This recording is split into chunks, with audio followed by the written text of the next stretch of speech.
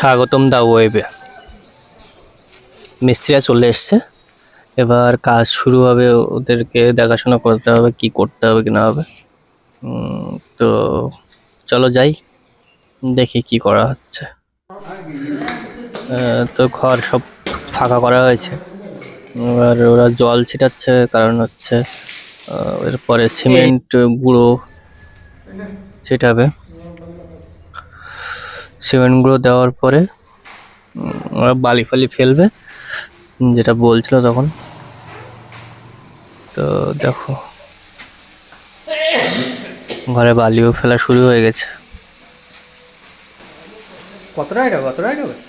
এখন লেভেলিং এর কাজ চলছে। আমি মিস্ত্রিকে বললাম যে এখানে কি এই অবধি হাইট হবে? তো আমার দিকে একবার তাকালো, তাকে কিছু বললো না। ভাবলাম যে শুনে মনে ভুল করলাম, এরকম কিছু একটা হয়ে গেছে।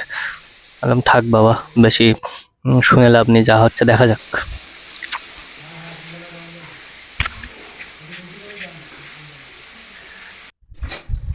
তারপর দেখি নিজেদের মতো সব কাজ গুছিয়ে নিচ্ছে, নিজেরাই নিয়ে আসছে, কিছু বলতে হচ্ছে না। বললাম থাক, ডিস্টার্ব করে লাভ নেই। তারপরে গিয়ে দেখলাম যেখানে বালি ফেলেছে বস্তার দড়ি ফড়ি কেটে ফেলে রেখে দিয়েছে। তো বললাম ওদের কাছে শুনলে বলতে কিছু বলছে না, ওরাই মনে হচ্ছে মালিক। তো আমি বললাম আমি নিজে নিজেই পরিষ্কার করে দিই। একবার বিকাল পড়ে গেলে তা মা বললো যে চা বানিয়ে দিচ্ছি, তুই চা নিয়ে যা। তো হচ্ছে আমি চাটা নিয়ে গেলাম, দুধ চা বানিয়ে দিলাম। মা বললো যে লিকার চা দিতে হবে না, দুধ চা দিয়ে দিয়ে।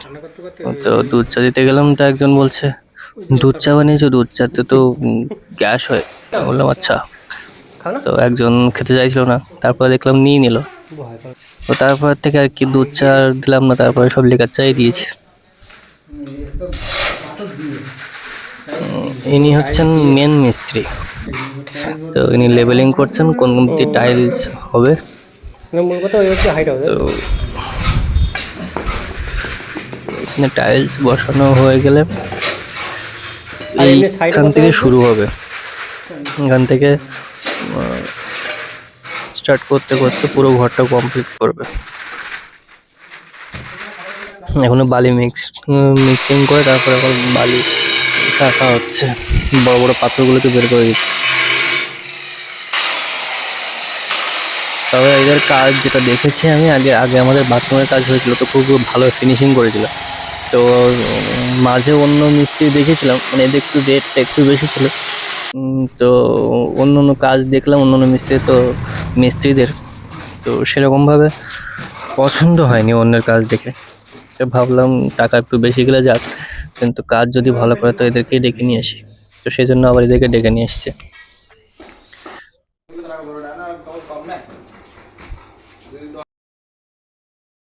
দেখুন শুরু হয়ে গেছে বসানো।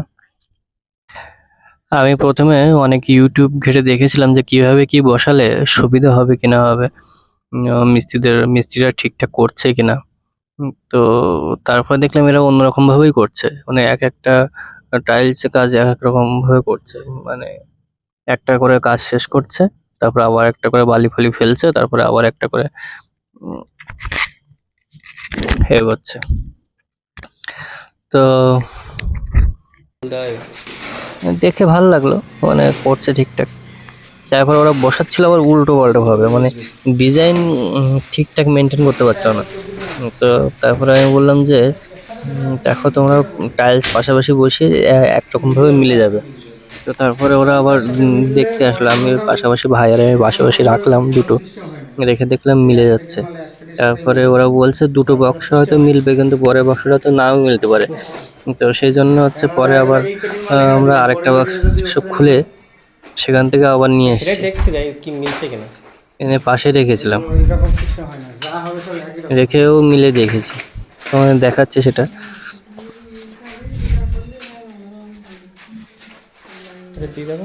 পরপর তিনটে রাখলাম, তিনটেই মানে দাগের সাথে দাগ মিলে যাচ্ছে।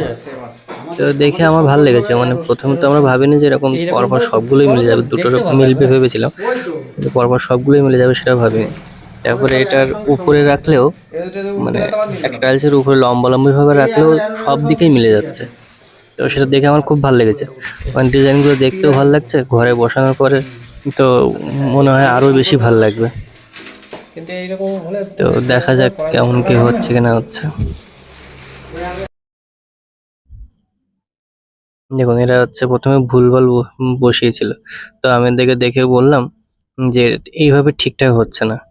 তো তারপরে আবার ওরা তোলে, তুলে তারপরে হচ্ছে আবার নতুন করে ঘুরিয়ে আবার বসিয়ে দেয়। দেখুন এবার দাগের সাথে দাগ মিলে যাচ্ছে। তো পরপর এবার তারপর থেকে ওরা ঠিকঠাক করে করে নিয়েছে। তবে লাস্টে মানে অল্প একটু, মানে বলতে গেলে হাফ ফুট জয়েন্ট বাকি থাকে। তো ওটার মেলাতে পারিনি বলতে, ওটা মেলাতে গেলে আমাকে বড় আস্ত টাইলস কাটতে হবে। তো ভাবলাম ওই দিকটা খাট থাকবে, তো শুধু শুধু একটা আস্ত টাইলস কাটার কোনো মানে হয় না।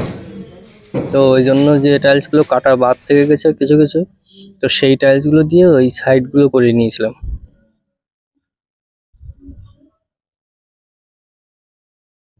দেখুন, মানে এরা এতটাই নিখুঁতভাবে করছে যে কোনো গ্যাপ থাকছে না দুটো টাইলসের মাঝখানে।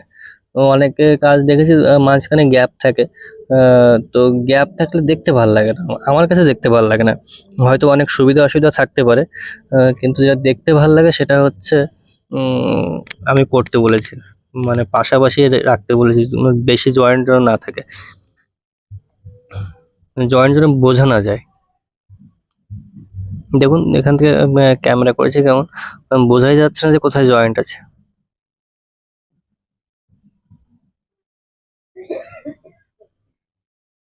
তো ওদেরকে বলেছে যে পরবর্তীতে যত কাজ হবে ওদেরকে দিয়েই করাবো, কারণ আমার কাজ দেখে ভালো লেগেছে। আর যারাই দেখেছে তারাই সবাই বলছে যে কাজ ভালো হয়েছে।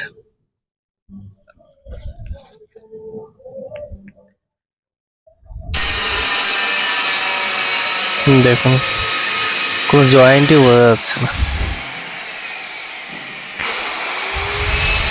ওই যে টাইলসগুলো বসাচ্ছে ওই টাইলসটা কথা বলছিলাম যে ওটা আমার ডিজাইনের সাথে মেলেনি, ওই ছোট অল্প একটু জন্য বড় আস্ত টাইলস কাটতে হবে।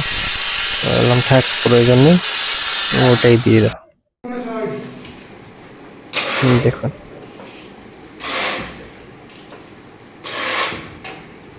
পুরো পরিষ্কার করতে করতে চলে যাচ্ছে।